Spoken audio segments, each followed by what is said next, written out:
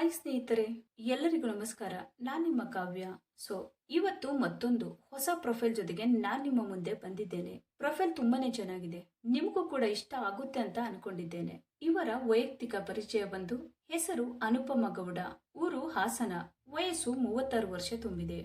ಉದ್ಯೋಗ ಖಾಸಗಿ ಉದ್ಯೋಗ. ಸಮಸ್ಯೆ ಎರಡನೇ ಮದುವೆ ಆಗಬೇಕು.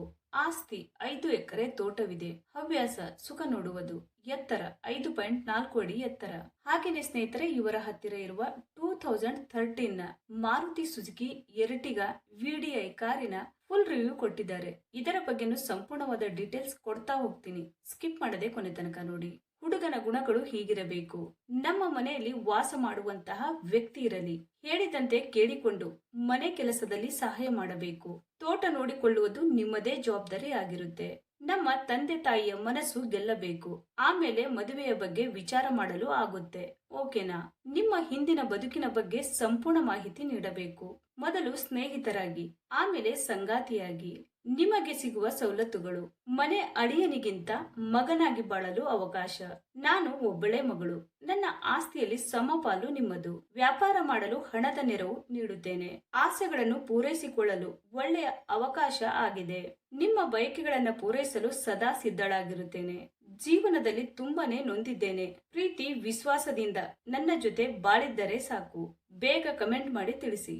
ಹಾಗೇನೆ ಸ್ನೇಹಿತರೆ, ಇವರ ಹತ್ತಿರ ಇರುವ 2013 ಮಾರುತಿ ಸುಜುಕಿ ಎರ್ಟಿಗಾ ವಿಡಿಐ ಕಾರಿನ ರಿವ್ಯೂ ನೋಡೋದಾದ್ರೆ ಫೋಟೋಗಳು ಬಂದು ಎಲ್ಲ ಈ ರೀತಿಯಾಗಿ ಇವೆ ಅಂತ ಹೇಳಿಕೊಂಡಿದ್ದಾರೆ. ಹಾಗೇನೆ ಸ್ನೇಹಿತರೆ, ಈ ಕಾರಿನ ಪ್ರೈಸ್ ಬಂದ್ಬಿಟ್ಟು 6,06,000 ಆಗಿರುತ್ತೆ. ಈ ಕಾರನ್ನ 2013 ನಲ್ಲಿ ಪರ್ಚೇಸ್ ಮಾಡಿರ್ತಾರೆ. 61,000 ಕಿಲೋಮೀಟರ್ ಓಡಿರುತ್ತೆ. ಇದರ ಮ್ಯಾನುಫ್ಯಾಕ್ಚರಿಂಗ್ ಇಯರ್ ಬಂದು ಜೂನ್ 2013 ಆಗಿರುತ್ತೆ.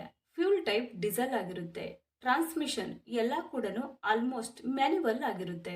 5 ಗೇರ್ಸ್ ಇದೆ. ನಂಬರ್ ಆಫ್ ಓನರ್ ನೋಡೋದಾದ್ರೆ ಫಸ್ಟ್ ಓನರ್ ಆಗಿರ್ತಾರೆ. ಇನ್ಸೂರೆನ್ಸ್ ನೋಡೋದಾದ್ರೆ ಕಂಟಿನ್ಯೂ ಇದೆ ಅಂತ ಹೇಳಿದ್ದಾರೆ. ಸ್ನೇಹಿತರೆ, ಈ ಕಾರಿನ ಫ್ರಂಟ್ ಆಂಗಲ್, ಬ್ಯಾಕ್ ಆಂಗಲ್ ಮತ್ತು ಸೈಡ್ ಆಂಗಲ್, ಒಳಗಡೆ ಸೀಟ್ ಎಲ್ಲ ಈ ರೀತಿ ಇವೆ ಅಂತ ಹೇಳಿ ಸ್ಪಷ್ಟವಾದ ಮಾಹಿತಿಯನ್ನ ನೀಡಿದ್ದಾರೆ. ಹಾಗೇನೆ ಸ್ನೇಹಿತರೆ, ಇಂಜಿನ್ ಮತ್ತು ಟ್ರಾನ್ಸ್ಮಿಷನ್ ನೋಡೋದಾದ್ರೆ 1248 ಸಿಸಿ ಇದೆ ಮತ್ತು 4 ಸಿಲಿಂಡರ್ಸ್ DOHC ಆಗಿರುತ್ತೆ ಅಂತ ಹೇಳಿಕೊಂಡಿದ್ದಾರೆ. ಮತ್ತೆ ಇಂಜಿನ್ ಟೈಪ್ ಬಂದು DDIS ಡೀಸೆಲ್ ಇಂಜಿನ್ ಆಗಿರುತ್ತೆ ಅಂತಾನು ಹೇಳಿದ್ದಾರೆ. ಹಾಗೇನೆ ಮ್ಯಾಕ್ಸಿಮಮ್ ಪವರ್ ನೋಡೋದಾದ್ರೆ 89 BHP ಮತ್ತೆ RPM ಬಂದು 4000 ಅಂತ ಹೇಳಿಕೊಂಡಿದ್ದಾರೆ. ಮತ್ತೆ ಟೋರ್ಕ್ಯೂ ಬಂದು 200 Nm ಆಗಿರುತ್ತೆ ಅಂತಾನು ಹೇಳಿದ್ದಾರೆ. ಎಮಿಷನ್ ಸ್ಟ್ಯಾಂಡರ್ಡ್ ಬಂದು BS4 ಆಗಿರುತ್ತೆ ಅಂತ ಹೇಳಿದ್ದಾರೆ. ಸ್ನೇಹಿತರೆ, ಇದು ಇಷ್ಟು ಈ ಒಂದು ಕಾರಿನ ಕಂಪ್ಲೀಟ್ ರಿವ್ಯೂ ಆಗಿರುತ್ತೆ. ನಿಮಗೇನಾದ್ರೂ ರಿವ್ಯೂ ಇಷ್ಟ ಆದ್ರೆ ಲೈಕ್ ಮಾಡಿ. ಹಾಗೆ ಬೇರೆ ಏನಾದ್ರೂ ಇನ್ಫಾರ್ಮೇಶನ್ ಬೇಕಾದ್ರೆ ಚಾನೆಲ್ಗೆ ಜಾಯಿನ್ ಆಗಿ ಕಾಂಟ್ಯಾಕ್ಟ್ ಮಾಡಿ. ಧನ್ಯವಾದಗಳು.